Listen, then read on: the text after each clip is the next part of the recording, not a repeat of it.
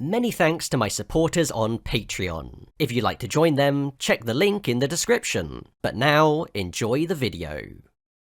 If you follow my channel, then it should be clear that Japan's Super GT Championship is my favourite form of motorsport. 2026 actually marks 10 years since I started properly following this series, and I haven't missed a race since then. However, Super GT and its forerunner, the All Japan GT Championship, is something that I've been aware of for pretty much as long as I've been alive. And the reason for that is Gran Turismo. The importance that these games hold when it comes to the wider perception of Super GT is something that I don't think is appreciated enough. For many of us in the West, Gran Turismo was our first exposure to this form of racing. Even though it was near impossible to watch it outside of Japan back then, the massive success of these games meant that brands like Denso, Calsonic, and Autobax practically became household names. Over the years, this series has included many of the legendary teams and cars throughout Super GT history, and it still does to this day. However, at the same time, it's hard not to notice that the relevance of Super GT in recent games has fallen off significantly. As a racing series that's intrinsically linked to the DNA of Gran Turismo, I find this phenomenon both surprising and confusing. So today, I want to investigate this by way of a retrospective on how the JGTC/Super GT has appeared across the various games. I'm talking about their depictions of the teams, cars, tracks, and even drivers, as well as cut content, crossovers, and overlooked details. Through this process, hopefully we can get a clearer picture of how we got to where things are today, and what this means for the future of Super GT in Gran Turismo.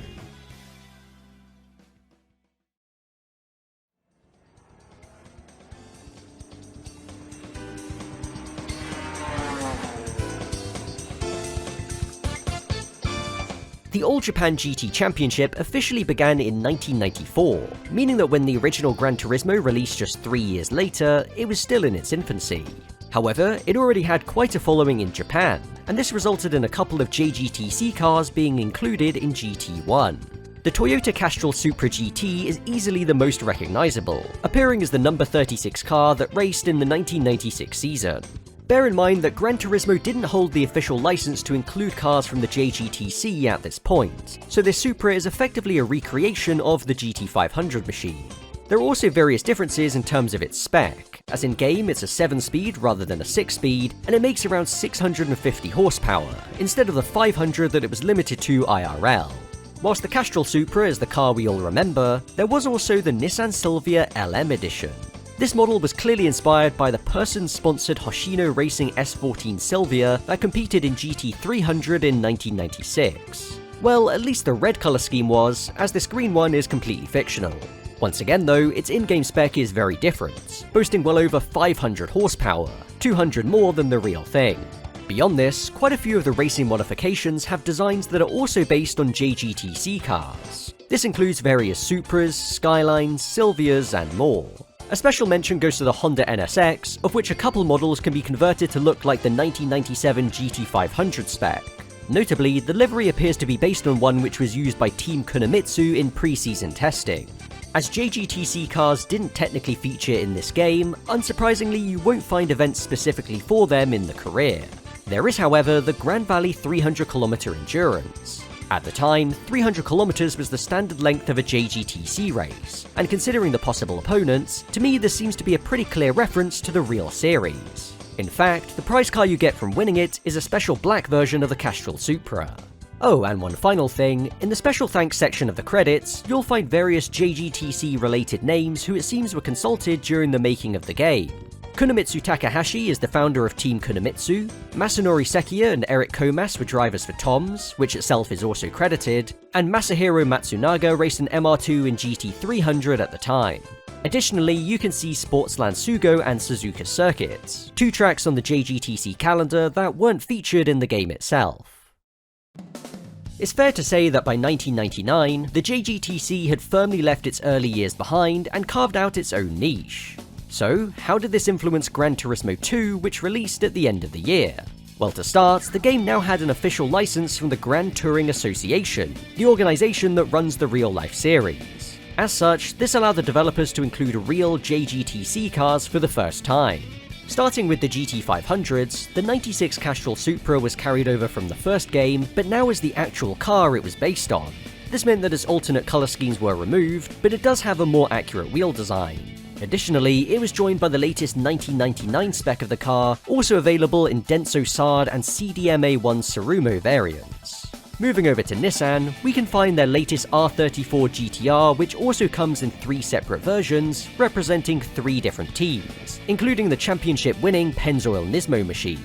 Additionally, GT2 also includes a handful of older R33 GTRs, which were referenced as racing modifications in the first game, as well as the ex-IMSA 300ZX that raced in the series in 1997. As for Honda, the NSX racing mod from the first game evolved into the 1998 Castrol Mugen NSX GT. Additionally, the updated 99 version of the car also appeared, along with 3 of its Honda stablemates from that season. The final GT500 in this game is an outlier, as it's the STP Taisan Dodge Viper that also raced in 1999, but with little success. When it comes to GT300, the Silvia LM from the first game did not make the transition. In its place, we instead have a couple of S15 Silvias from 1999, the Zanavi and Daishin sponsored cars. Along with these, there's also the 99 Aria Memiya Matsukiyo RX-7, Cusco Subaru Impreza GT, and the front-wheel drive Mitsubishi Tavon Trampio FTO. As for Toyota, they have a number of offerings, such as the also front-wheel drive Wed Sport Celica, the unexpected BP Craft AE86 Trueno, and the Momo Corse MR2, which ultimately won the title in real life. Like in GT1, there are also a number of JGTC cars that don't appear officially, but are instead referenced as racing modifications, such as the 1998 Advan Tsuchiya GT300 MR2. As for the real cars, it has to be said that there are a number of inaccuracies when it comes to how they're depicted. For instance, the GT500s all have considerably more power, ranging from 600 to 700 horsepower. And the same is true for the GT300s, which can have as much as 450. In-game, all of the GTRs are listed as 4-wheel drive, despite the real cars having been converted to run as rear-wheel drive only. The GT500 Supras are all stated to have 6-cylinder engines, but the real cars swap this for a 4-cylinder unit. The same thing applies to the 300ZX, listed as a turbo V6, but by this point the real car had an NA V8. Also, a few of the cars have their names misspelled. You know, classic GT2 stuff. But with this massive influx of JGTC machines, it would make sense to have a race event where you can use them. However, GT2 doesn't have an event for them, it actually has 2. In this game, you can find separate 5-race GT300 and GT500 championships. These events are notable for featuring rolling starts, just like in real life, something that outside of them, you can only find in GT2's endurance races. Speaking of enduros, it's worth mentioning that the Laguna Seca 200 miles also uses GT500 cars in its opponent roster. Whilst you'll encounter JGTC cars as opponents in each of these events, it's worth noting that you don't have to use one yourself, and that will become a bit of a theme. The only restriction is for the GT300 events, which has a horsepower limit of 591. As a result, these events are fairly easy to beat, and doing so will bag you one of 4 JGTC cars in each case, awarded at random. Of course, you are free to use these cars in any event they're allowed in, and because of their exaggerated power figures, you'll often find them to be quite competitive. The GT500s are capable of keeping up with some of the fastest race cars in GT2, and as such makes them very viable in the Gran Turismo World League, the final event in the game. As the Taisan Viper shows us, the real-life JGTC wasn't limited to Japanese cars. In fact, around this time, there were quite a number of exotic machines racing in both GT300 and GT500. Early prototypes of GT2 included the names of various examples of these, from Porsches and Ferraris, to Lamborghinis, and even a McLaren. All of these models competed in the JGTC between 1997 and 1999, and were planned for inclusion in GT2 at some point. However, the inability for Gran Turismo to license these brands at the time ultimately prevented any of them from appearing, which is a shame. Just imagine how stacked the JGTC roster could have been in this game. When Gran Turismo 3 first released in April of 2001, its connection to the JGTC was immediately obvious. The opening movie features the Castrol Tom Supra very prominently, starting off with real-life footage before transitioning into gameplay. With the move onto the PlayStation 2, GT3 was effectively a clean sheet when it came to content. Because of this, almost none of the JGTC cars from the past games returned. Instead, we have an all-new selection of machines from the 2000 season. Alongside the Castrol Tom Supra, there's also the Denso Sard Supra. On the Nissan side, the 99 Pennzoil GTR was the sole returnee from GT2, and it was joined by its Loctite-sponsored successor, as well as the Calsonic GTR. Honda is also represented by 3 cars, the Raybury NSX, ARTA NSX, and Castrol NSX, the latter being the champion of the 2000 season. Moving on to GT300, this is one area where GT3's car list is very lacking. There are just 2 examples, the 2000 Super Autobacks MRS and the 2001 C-West Razzo Silvia. Now, whilst Silvia GT300s had appeared in the previous games, I find the inclusion of this specific one quite unusual. Not only was it unsuccessful and forgettable in real life, it's also one of the only 2001 model year cars in the game. How this car got into GT3, I believe relates to one of its real-life drivers, Yasukichi Yamamoto. As told in the 2014 documentary, Kaz Pushing the Virtual Divide, he met series producer Kazunori Yamauchi at a driving school back in the 90s. From there, the two became acquaintances, and when Yamamoto set up Opera Performance a few years later, a couple of his tuned cars made their way into Gran Turismo. Anyway, I think that this connection is the likely reason why the Silvia appeared in GT3, especially at such short notice. But it isn't the only JGTC car in this game with an interesting backstory. In the NTSC-J version only, you can find a GT500 Lamborghini Diablo. Yes, after their first attempt to get JGTC Diablos in GT2, they eventually succeeded in GT3. The story goes that Gran Turismo licensed this car not through Lamborghini, but instead the team that raced it, the Japan Lamborghini Owners Club, or JLOC for short. But when Lamborghini found out about this, they weren't too happy, and as a way to appease them, the car was only made playable on the Japanese version of the game, with all references to Lamborghini itself being removed. On said version, it's also the most powerful of the GT500 cars, making almost 600 horsepower. The real-life car made around 550 horsepower, but this exaggerated figure is something of an exception in GT3. Unlike the previous games, each of the cars have a realistic output, around 500 horsepower for the GT500s and 300 horsepower for the GT300s. It's almost as if the name of each class stands for something. Racing modifications aren't a thing in GT3, but the Subaru Impreza LM race car does still reference a JGTC machine. Its white colour scheme uses the number 77 in a yellow number box with Autoback sponsorship, appearing very similar to the GT300 Cusco Impreza. When it comes to race events for these cars, there are yet again 2, both of which being known as the All Japan GT Championship, the same name as the real-life series. One event appears in the Amateur League, whilst the other is in the Professional League, but unlike GT2, in both you'll encounter GT500s. The former has them running at stock power, but in the latter they've been upgraded with turbo kits. As for the couple of GT300 cars, they really aren't used for much. Given that there's only 2 of them, a proper GT300 event, like we saw in GT2, is out of the question.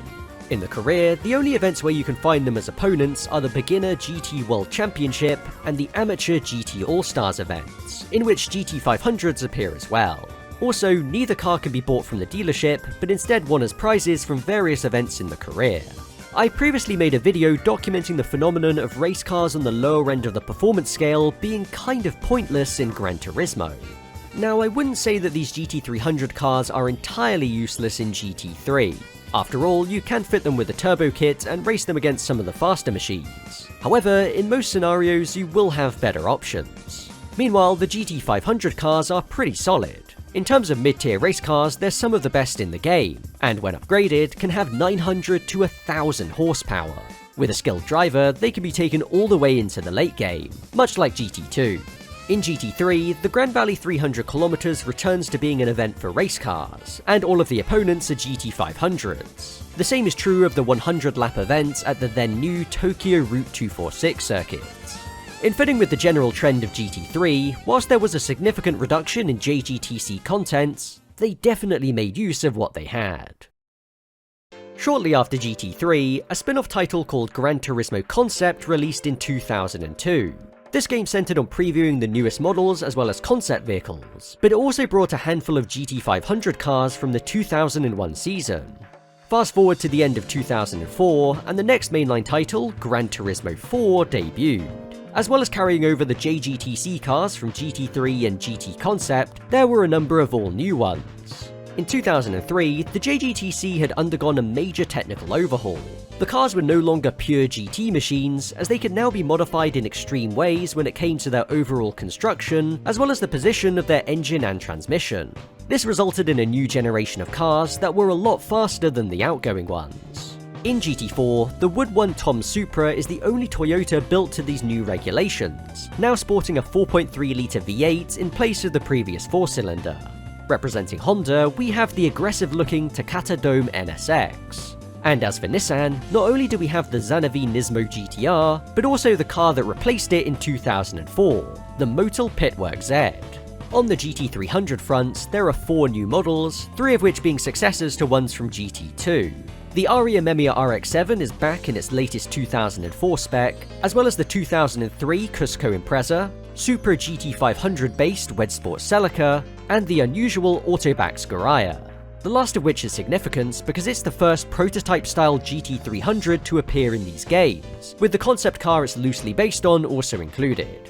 Sadly, Polyphony weren't able to pull the same trick regarding the J-Lock Diablo in GT4, and the car is absent from every version of the game. In the files of GT4, there are leftovers for a few unused manufacturers, and one of them is VMAC. VMAC was an Anglo-Japanese company that was set up to design and build a mid-engine sports car called the RD180. Starting in 2002, they would begin competing in the JGTC with a heavily modified version of the road car named the RD320R. Although it isn't known for certain, it's strongly rumoured that the RD320R was considered for inclusion in GT4, and the leftover description text for VMAC seems to imply this as well. Reportedly, a number of real GT500 drivers were playtesters for GT4 during its development, providing feedback regarding the game's handling. And when the online test version of GT4 later hit the scene, they were invited to try it out through a handful of special events.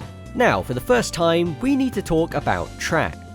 GT4 saw a massive expansion in the number of real-world circuits, and this included a few which were used in the JGTC. Suzuka Circuits, Twin Ring Motegi, and Fuji Speedway are the 3 that are relevant to this discussion, the latter of which being available in both its pre- and post-2005 redesign variants.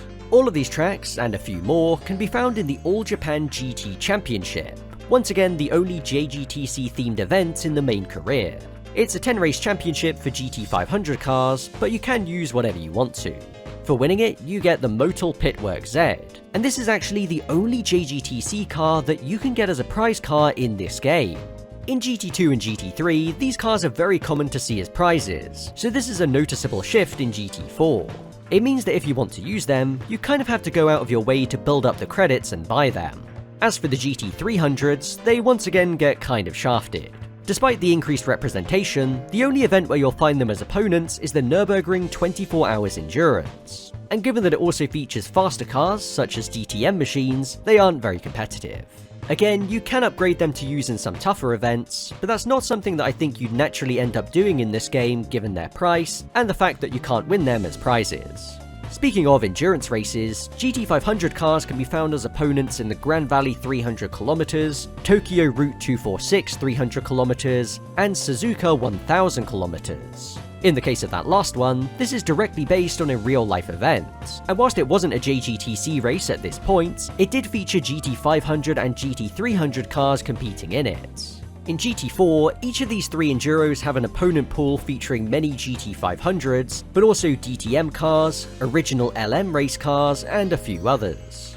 All in all, the JGTC definitely still has a clear niche within GT4's career, but with the game expanding its content selection into other areas, it doesn't hold quite the same importance as it did in GT2 and GT3. Outside of the game though, the relationship was as strong as ever. During the development of GT4, Kaz was able to drive a real Skyline GTR GT500 at Motegi. Then, shortly after release, he attended a round of the series in person, and even briefly joined the commentary team. Gran Turismo の、開発責任者でいらっしゃいます山内和則さんです。山内さんどうぞよろしくお願いします。よろしくお願いいたします。いよいよ新生富士のオープニングです。In 2005, the All Japan GT Championship was rebranded as Super GT, ushering in a new era for the series. At the same time, Gran Turismo was undergoing its own transition onto the PlayStation 3. The first Super GT car to be seen in these games was the 2006 version of the Zanavi Nismo Z GT500. This model was seen throughout 2007 in first Gran Turismo HD Concept and then Gran Turismo 5 Prologue. However, the car wasn't made playable in the publicly available versions of each title, only appearing in special demo builds. In the meantime, Super GT would maintain a presence in this series in a different way. GT5 Prologue introduced the Gran Turismo TV service, where you could purchase and watch various motoring-related videos, including season reviews of real-life Super GT. Not only that, but the course preview movies for both Fuji Speedway and Suzuka include real Super GT footage, as do the ending credits. After several delays, the full Gran Turismo 5 would eventually release in November 2010, bringing with it a number of new Super GT machines. However, whilst they were new to the series, they weren't new generally speaking. The most recent ones actually come from the 2008 season, making them a full 2 years out of date. You see, these cars had been seen in trailers for the game a good year and a half before it came out. But with GT5's release being pushed back further and further, they gradually became more outdated. The same thing would affect other new cars in this game, such as the WRC machines. Anyway, as for the cars themselves, in GT500 we have the Lexus SC430, represented by 4 different variations. The final version of Honda's GT500 NSX is also present, with 3 different teams and liveries, plus the pre-order bonus Stealth Model Edition. And finally there's Nissan, who along with the aforementioned Zanavi Z, have 4 versions of their then current R35 GTR, itself also having a Stealth Model variant. We also need to mention the fact that GT5 includes 2 versions of the Supra GT500 that hadn't been seen in the games before. There's the 2005 Yellow Hat YMS Supra, but more significantly, the much older 1997 Castrol Tom Supra. It can be easy to forget, but this version was never seen in the series before this point, just the 96, 99 and 2000 ones. However, this spec makes more sense to have in the game, as not only was it the GT500 champion of that season, the first Toyota to ever win the JGTC, but it also came out the same year as the original Gran Turismo, which is a nice coincidence. Now then, moving on to GT300, we have 4 new cars, each of which being a successor to one of the 4 cars which debuted in the previous game. There's the 2006 title-winning Aria Memiya RX-7, the 2008 all-wheel drive Cusco Impreza, the mid-engine Wedsport IS350 replacing the Celica, and the version 2 ARTA Garaya that was also brought out in 2008. As GT5 carried over almost every single model from the PS2 games, this means that all of the JGTC cars to have appeared since GT3 also return. The only exception to this is the 2001 Esso Ultraflow Supra, which was most likely cut due to licensing issues surrounding its main sponsor. However, to make up for this, the 2000 J-Lock Diablo was brought back, making it playable for the first time outside of Japan. With this game, Gran Turismo was finally able to secure the Lamborghini license, thus allowing this car to appear as an officially branded Lamborghini model.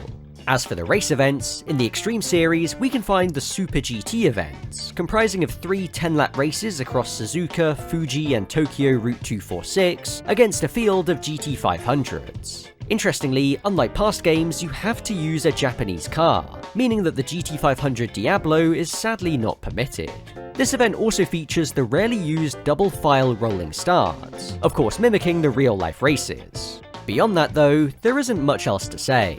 GT5's AI is noticeably less competitive than in past games, and I feel like this event is a very obvious demonstration of this. On equal terms, they're pretty hopeless. You can further experience this at the returning Suzuka 1000 km endurance race, which uses pretty much the exact same setup, but just lasting far longer. Both the new and returning GT500s also appear in a handful of other events, most notably the GT World Championship. In the files of the game, there remains leftovers of the All Japan GT Championship events from the PS2 games. Given that the opponents would have been older GT500 cars, most of which are standard models in GT5, it seems likely that this was intended to feature alongside the Super GT events that we got in the final game. But much like GT4, the GT300 cars don't really do a whole lot, as there's no event specifically for them, and I don't believe they appear as opponents anywhere in this game's career. However, given just how poor the AI is in the Super GT events, using a GT300 instead is a decent way to add some challenge. Gran Turismo 6 would release in December 2013, and whilst it carried over pretty much everything that was in GT5, it didn't bring a huge amount of new Super GT content. Late in GT5's life, that game received some DLC, and this included both the twin-ring Motegi circuit, as well as the Honda HSV 010 GT. This car is a GT500 machine based on a concept for a second-generation NSX that was eventually scrapped. The initial version of it was the WIDA-sponsored 2011 model, and in GT6 it was joined by the 2012 Raybrig and Keihin variants. The real HSV was much lauded for its incredible engine notes, and whilst this era of Gran Turismo isn't fondly remembered in the audio department, this is arguably the best sounding car in the entire game.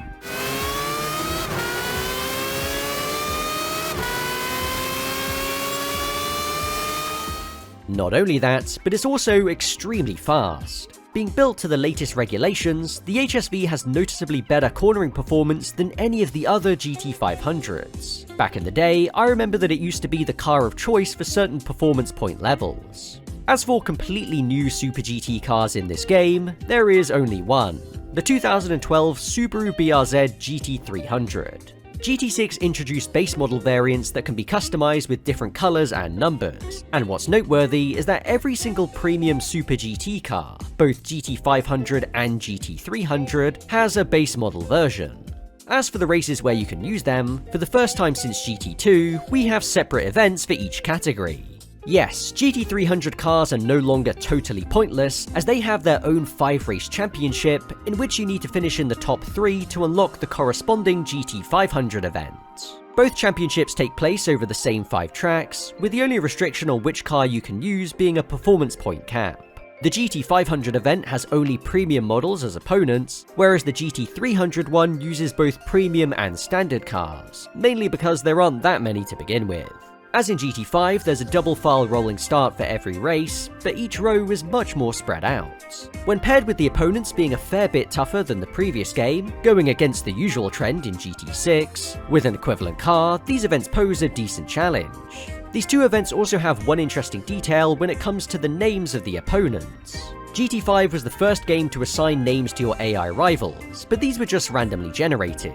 In GT6's Super GT events, most of the names chosen correspond to a driver who raced the car in real life, but with their first initial changed. For example, the Zanavi Z is driven by R. Motoyama, clearly referencing one of its real drivers, Satoshi Motoyama. However, there are a few cases where the surname itself is different, such as with the driver of the Castrol Tom Supra, P. De La Fuente, a stand-in for Pedro de la Rosa. There is only one case where the correct initial and surname is used, and that's Y. Yamamoto, who drives the C-West Razzo Silvia. Once again, I think that Kaz's connection to the real Yasukichi Yamamoto is likely the reason behind this. Outside of these two events, GT500 cars can also be found as opponents in the Suzuka Circuit 10-lap challenge, and curiously, the Brands Hatch 15-lap challenge, where they have generic names. As for GT300, you may come up against a few of them in the Real Circuit Tours event as well. By this point, FIA GT3 cars were commonplace in Real Super GT within GT300, and GT6 introduced a number of these models. However, none of them represent teams that raced in Super GT, and in this game they're kept separate from the original GT300 machines. That said, GT6 almost included a car that would have bridged the gap between the two. Hidden in the game's files, there remains text data for the 2012 Good Smile Racing BMW Z4 GT3. In fact, it isn't even the only GT300 car that was planned for the game but never included. As reported on their blog, the APR-built Toyota Prius GT300 was scanned by the Gran Turismo team in late 2012, but it didn't make it into GT6 either. In both cases, it's a real shame that we never saw these cars, because I have a feeling that they would have been firm fan favourites.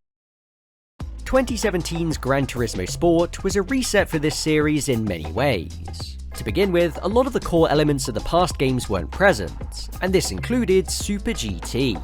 At launch, there were no original GT500 or GT300 machines in this game.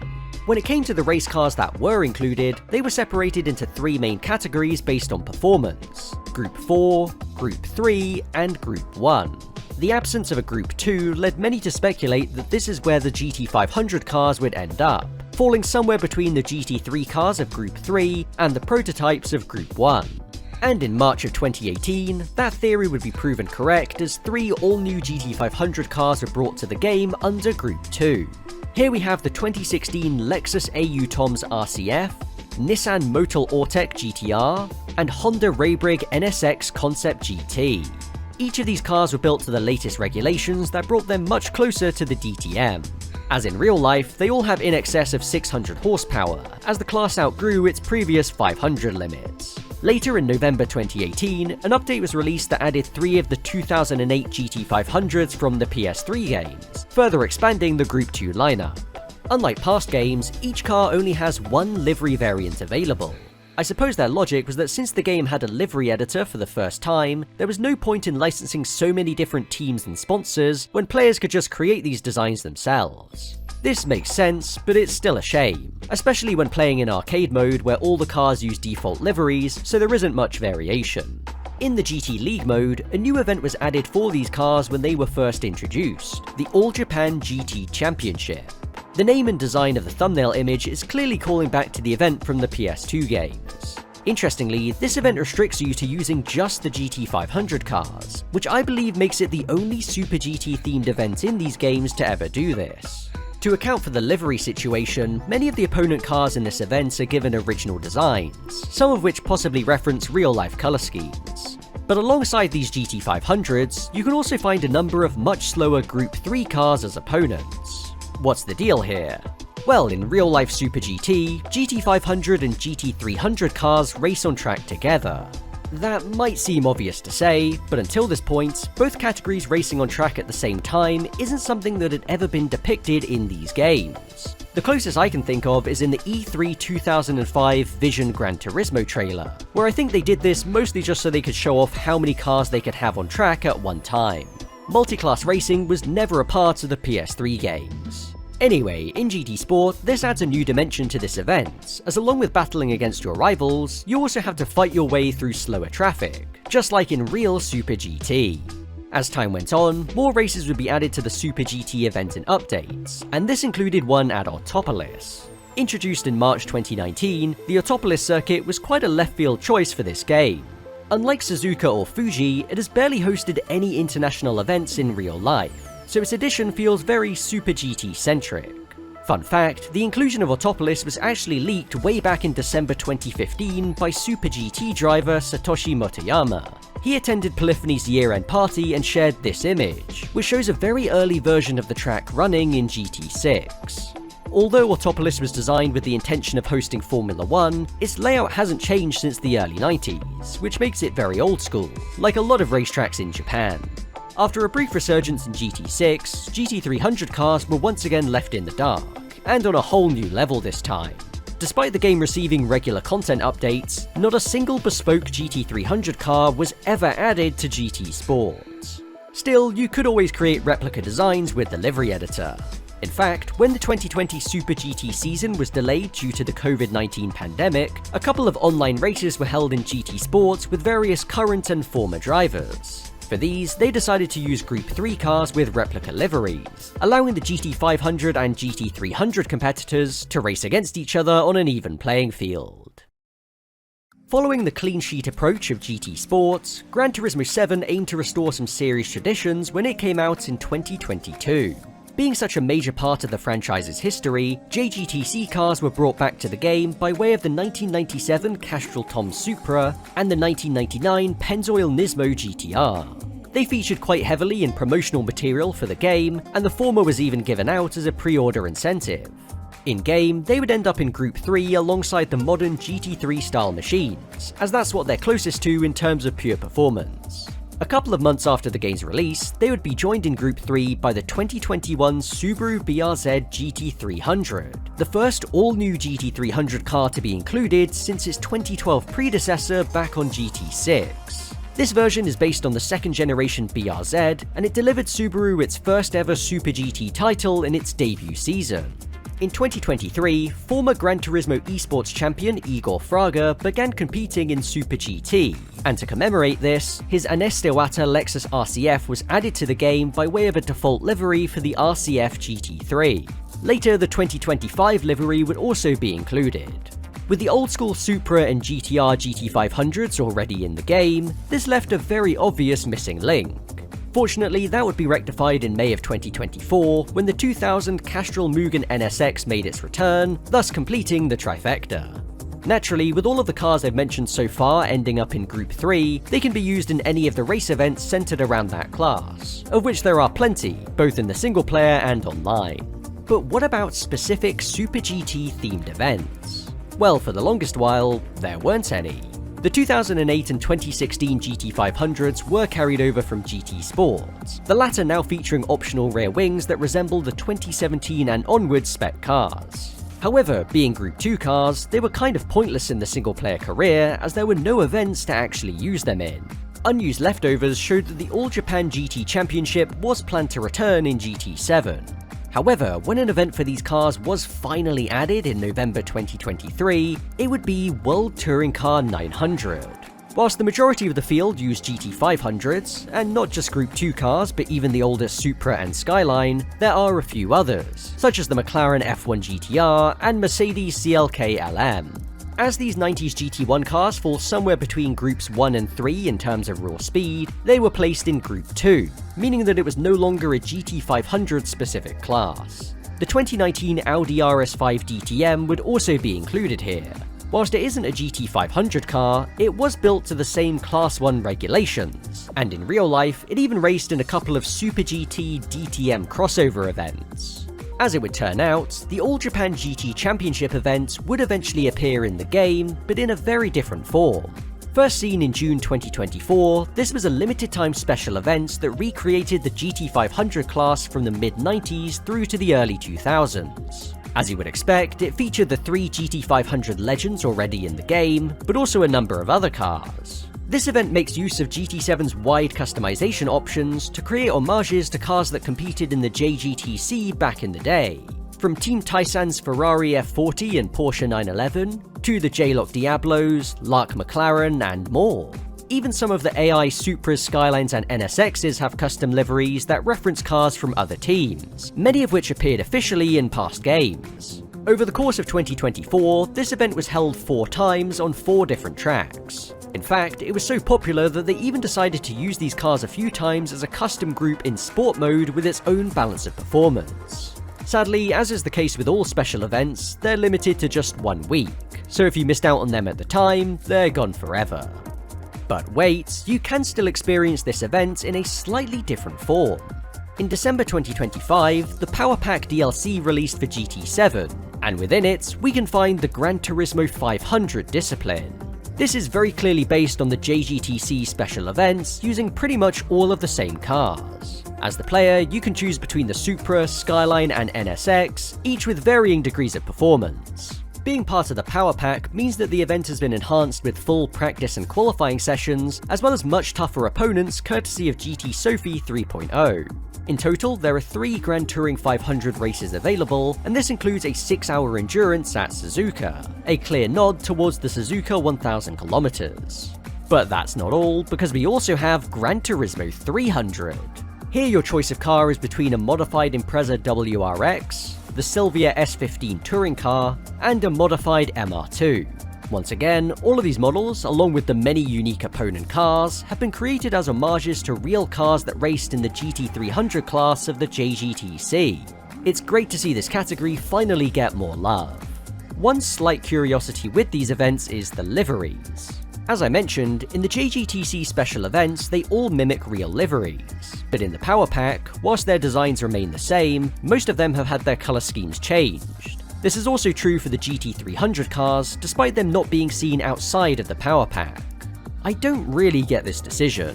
Why would you deliberately create liveries that resemble real race cars, only to palette swap them so that they kind of don't anymore? It seems pretty counterintuitive to me. Personally, I would have just stuck with how they did it in the special events, but that's just a minor complaint. One thing to note is that the Power Pack adds the Toyota Supra GT road car as an unlockable prize. Visually, this car is almost identical to the 1996 spec GT500 Supra. So if you're someone who views that as the true Castrol Supra in Gran Turismo, given that the 96 car appeared in the PS1 games, not the 97 car as many people believe, then you can create an almost perfect replica of it in GT7. And with that, we've come full circle. So, through this exploration, what exactly have we learned? Well, there's a few key takeaways. For one, we can't ignore the fact that, even putting the content to one side, Gran Turismo and Super GT have many similarities. They both had humble beginnings in the 90s before surging in popularity, and they both tapped into JDM subculture through the cars they highlighted. From that perspective, the crossover between the two was inevitable. In the early years of the franchise, Gran Turismo was very Japan-centric, understandably so. Whilst there were many other racing disciplines represented in GT2 and GT3, I think that Japanese GT was the clear favourite. In particular, GT500 just sort of became the baseline as far as race cars were concerned. It felt like they were the standard which everything else became relative to. However, as time went on, the series started to diversify its content, and whilst Super GT remained an important pillar, it didn't have quite as much weight resting on it. This dilution helps to explain why GT300 was often just an afterthought, even in the PS2 games. I guess if you were going to include Super GT cars, it would make more sense to focus on GT500, the flagship category. But what about in current day? I think that Polyphony understands what Super GT means to this franchise, at least from a historical perspective. You might have noticed that each of the classic GT500 cars come from a different season, 97 for the Supra, 99 for the Skyline, and 2000 for the NSX. This means that they're not just returning cars from past GT games, but all championship-winning cars in real life. Part of Gran Turismo's purpose in current day is to be an interactive car museum, so it makes sense that they'd only include the most significant models, instead of say all the cars from the 2000 season as they did in the past. But while GT7's selection of older JGTC cars isn't massive, the way the Power Pack makes use of as much of the game's content as it can to build up this JGTC-themed experience is commendable. To put it simply, they wouldn't make this much of an effort if they didn't care. But on the flip side, we have to discuss Gran Turismo's representation of current Super GT. The hard facts don't paint a great picture. The most recent GT500 cars were outdated before they even appeared in GT Sports, and by now are an entire decade old. To think that the cars I saw racing when I first got into Super GT in 2016 are the ones that we've been stuck with for so long in this series is both funny and sad. In fact, there's an argument to be made that the newest GT500 car in this game isn't from Super GT, but is in fact the RS5 DTM. But even with that technicality, this car is still 7 years out of date. And beyond just the age of these cars, the fact that it took them nearly 2 years to finally add an event where they can properly be used is also a complete joke. It's typical live service behaviour, but when it comes to these cars in particular, it just feels extra insulting. It's almost like Gran Turismo doesn't really care about modern Super GT, and is only interested in the historic angle. For instance, in the menu book collection for the older GT500s, they go into detail on the background and legacy of these cars, as you would expect. However, in the menu book for the 2016 GT500s, they just treat them as generic race cars with basically no reference to Super GT whatsoever. This indirectness is not like any other menu book collection in the game, and it comes off as almost evasive. It's kinda like they don't want to recognize that these are Super GT cars. Even the name of the collection is just Group 2 race cars. Maybe I'm overthinking this, but you have to admit that it's pretty weird. The often forgotten GT300 class is not in a great place either. Sure, we do have the BRZ, a version of which still races in Super GT to this day, but this car is literally the only bespoke GT300 that we've had in this series for more than a decade. As a Super GT fan, to think about all of the cool GT300 machines we've seen since then that could've, and arguably should've been in Gran Turismo, is kinda depressing. Yes, the real GT300 class now features more FIA GT3 cars than anything else, but Super GT's representation in the past games was built on celebrating what makes the series unique. On that note, we also have to consider Gran Turismo's more recent involvement with Super Formula, Japan's other major championship. Now, I have nothing against Super Formula, but I've always felt that this series putting more of a spotlight on it than Super GT in recent years is a really weird strategy. One is a one-make single-seater series, and the other is a GT championship with a wide variety of relatable cars. I'm not saying that they can't do both, but if you had to pick just one to highlight in these games, surely Super GT makes more sense. Not to mention that it's also considerably more popular than Super Formula. So, from having a whole fleet of the latest GT500s and GT300s, to just a handful of models within the past decade, is there any hope going forwards? Well, Gran Turismo is still an official partner of Super GT, but I feel like this means less and less as the years go on, so far as in-game content is concerned. I mean, do we need to talk about the Pikes Peak situation again? The data-mined GT7 car list did imply that the 2006 Aria Memiya RX-7 and 2008 ASL Goraya GT300s were planned for inclusion at some point. And there were rumours about the track now called Mobility Resort Motegi making a return, purely based on a single tweet by Super GT driver Takayuki Aoki. Motegi is where the real-life Gran Turismo Cafe is located, so arguably it should already be in GT7. However, my biggest hope lies elsewhere. As I touched on, Gran Turismo has been supporting Igor Fraga in Super GT and also Super Formula, with his cars in both series being depicted in-game. Well, in 2026, he steps up to GT500 driving an all-new Honda Prelude GT for Nakajima Racing. Not only that, but fellow GT World Series competitor Rikuto Kobayashi also makes the same leap, as he'll be driving Team Tsurumo's GT500 Supra. If you ask me, this represents the perfect opportunity for Gran Turismo to not just get Fraga's car in the game, but all three current GT500s whilst they're at it. I mean, we are long overdue at this point, so it just makes sense. Whether they will or not is a different matter, but I am hopeful that we will see at least one new GT500 car in the near future. Given how much of a staple Super GT is in Gran Turismo, I really didn't expect its history in this series to be as inconsistent as it is. It's not just about the amount of content per game, but how that content is used, and whether it represents Super GT at that point in time, or is instead looking back retrospectively. But in spite of that, the connection formed between the two over time is still strong enough, to the point that it completely overshadows the handful of official JGTC/Super GT games. For most of us, when we think of Super GT, we think of Gran Turismo, or at the very least, racing games like Gran Turismo. Because whether it was Sega GT, R-Racing Evolution, or Enthusia, everyone knew that if you were trying to make a Gran Turismo rival, you had to have these cars. The early Forza Motorsport games are probably the best examples of this, as they went hard on the Super GT side. But without the influence of Gran Turismo, I highly doubt that they would have otherwise. And that's the really sad thing about the current situation. As Gran Turismo began losing interest in Super GT, pretty much every other racing game series followed suit.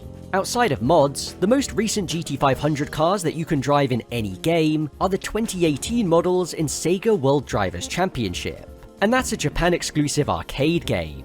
If you ask me, I think it's time for there to be a fully licensed simulation-style Super GT title. I actually have some ideas of my own on how I would go about designing that, so maybe I'll talk about them in a future video. For now, that was the full story of Super GT within Gran Turismo, from where it all began to where it stands in current day.